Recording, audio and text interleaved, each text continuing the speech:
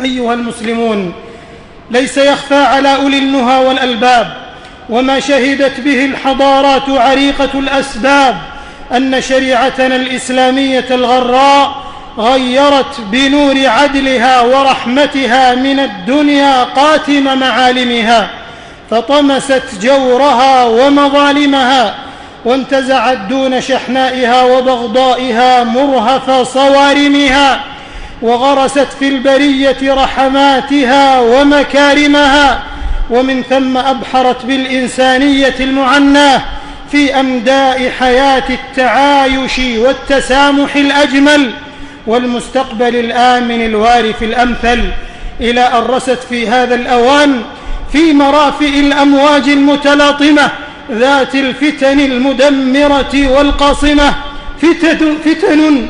احتدمت فيها الطوائف والفهوم، وجنحت عن المحجة البيضاء الحلوم، فاعتسفت وأسفاه طرائق الباطل الصراح،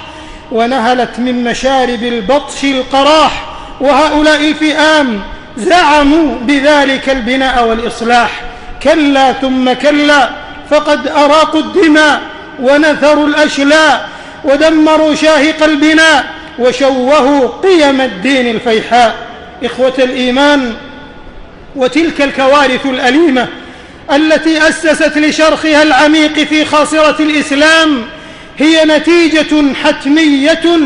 للذين اختزلوا حقائق الإسلام العظام ومعانيه السامية الفخام وقيمه التي بلغت من العدل والحكمة والرشد التمام. اختزلوها في أسماء مستعارة ومصطلحات محدثة غرارة وألقاب وشعارات وافدة ختارة تمترست خلف التطرف الفكري والشذوذ العلمي الذي تنصل من الاعتداء والوسطية، واتخذوهما وراءهم ظهريا،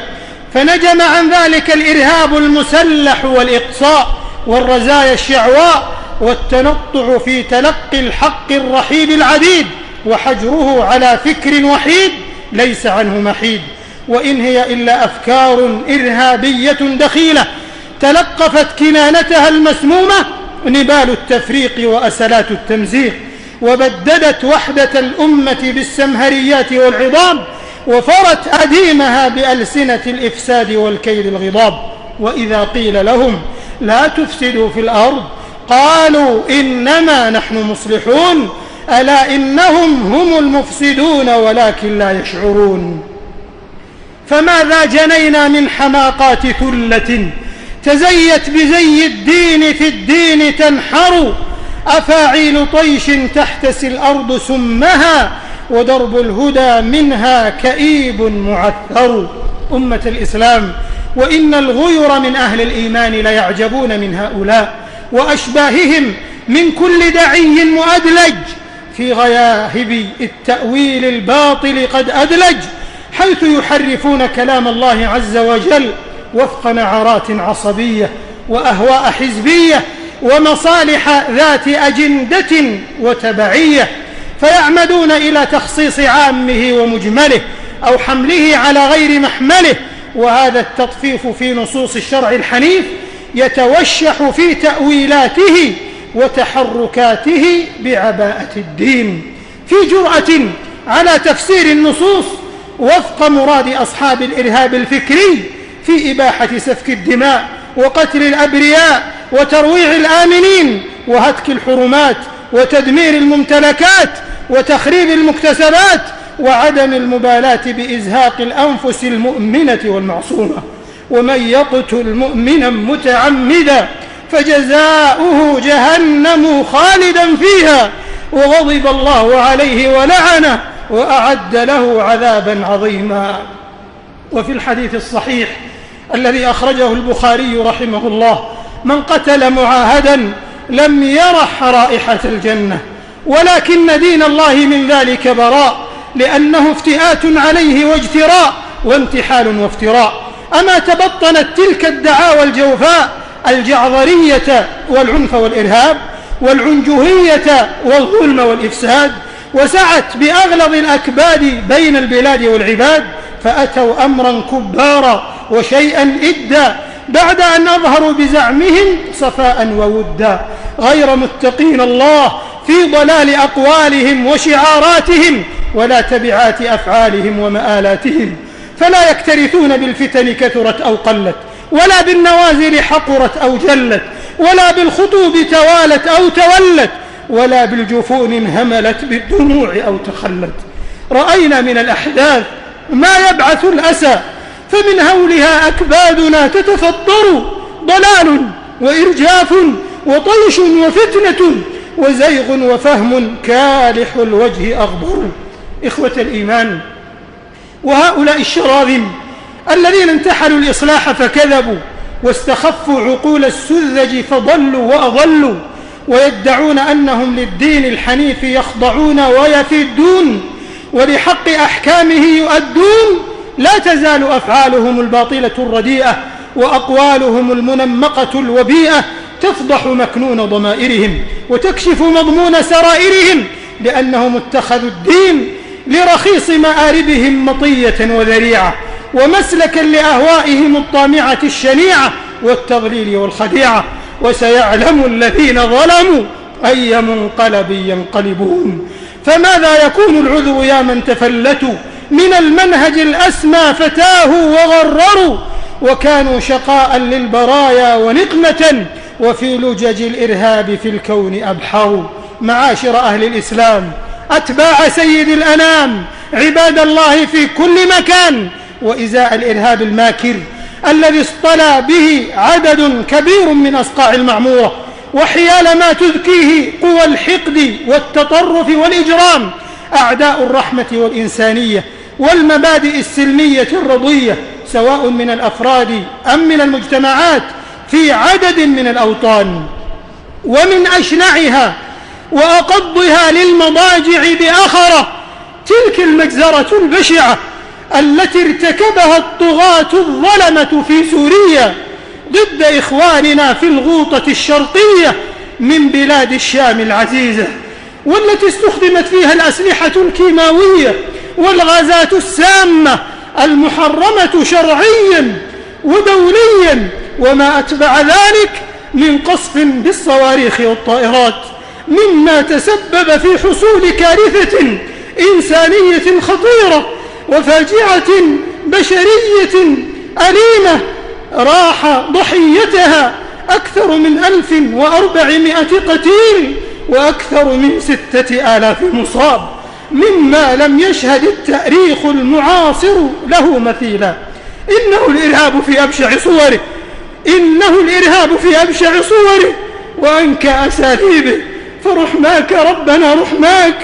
رحماك ربنا بإخواننا رحماك، واللهم سلم سلم. لم يرحموا الشيوخ الركع والأطفال الرضع والنساء الثكالى والأيامى واليتامى والأبرياء العزل. إننا لنناشد الضمير الإسلامي والإنساني في التحرك الجاد السريع لردع هذا النظام الظالم واتخاذ المواقف الحازمة تجاهه وكف بطشه وإرهابه ضد إخواننا الأبرياء هناك.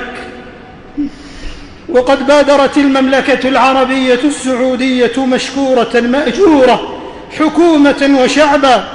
في التنديد بهذه المجزرة، انطلاقا من عقيدتها الراسخة وثوابتها الأصيلة ومواقفها التاريخية،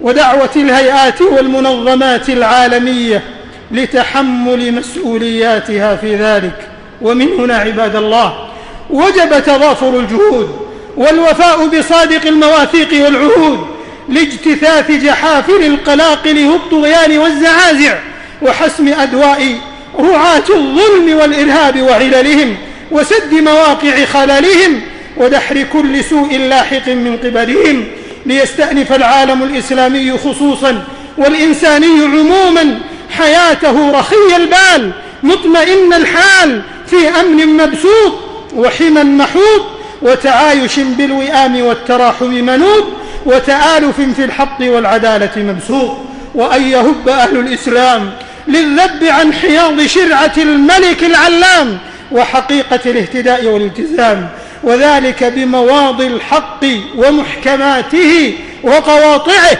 وجماليات الإسلام وروائعه، انطلاقا من إصلاح الذات والأسرة، وتواردا واتفاقا على كلمة سواء، كلمة تنال بها الأمجاد والمعالي وتفرع لها الذرى والأعالي، مع الدعوة في ذات الأوان للمجتمع الدولي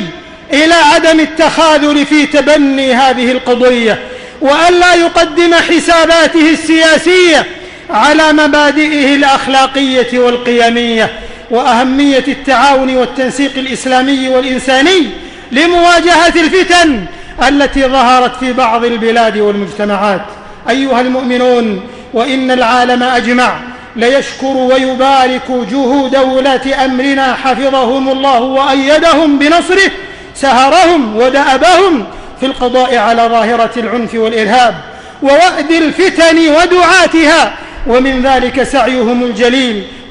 ودعمهم السخي الجزيل للمركز الدولي لمكافحة الإرهاب، والذي يهدف لاستئصال شأفة العنف والظلم والطغيان نشدانا لأمن العالم وسلامه وتراحمه والتئامه، وما ذلك إلا انطلاقا من المسؤولية الدينية الجسيمة تلقاء قضايا أمتنا الإسلامية والمجتمعات الإنسانية دون ميز بين لون أو عرق، ومواجهة التحديات والفتن والمآسي التي تعاني منها الأمة، ودفع الدخيل الفكري عن الأمة، وعلاج أسبابه المؤدية إلى تشويه قيم الإسلام ومبادئه وأصوله السامية الدالة على التسامح والتعايش في ظل الحق والعدل والسلام، مع التصدي بكل حزم لدعاة الفتنة والضلال والانحراف الفكري الذين يسعون إلى تشويه سمعة الإسلام والعمل على استلهام حضارة الإسلام المشرقة التي كانت أهم روافد التحضر البشري والإبداع الإنساني، والإهابة بقادة الأمة وعلمائها ومفكريها بالاتفاق على مبادئ مشتركة لوضع خارطة طريق لإنقاذ الأمة من الفتن وعلاج مشكلاتها ووقف نزيف دماء أبنائها باستئصال أسباب الصراع في بعض أرجائها كالحزبية المقيتة والطائفية البغيضة، وما خلفت من فتن واضطراب ونزاع واحتراب، وأن هذا صراطي مستقيما فاتبعوه ولا تتبعوا السبل فتفرق بكم عن سبيله، ذلكم وصاكم به لعلكم تتقون. حفظ الله أمتنا الإسلامية في كل مكان من كيد الأعداء المتربصين، عزيزة صامدة مجيدة رائدة في الحق قائدة سائدة، إن ربي سميع مجيب. هذا الرجاء وذاك الأمل، ومن المولى نستلهم صادق القول وخالص العمل. أقول قولي هذا وأستغفر الله العظيم الجليل لي ولكم ولسائر المسلمين من كل خطيئة وإثم، فاستغفروه وتوبوا إليه إنه هو التواب الرحيم.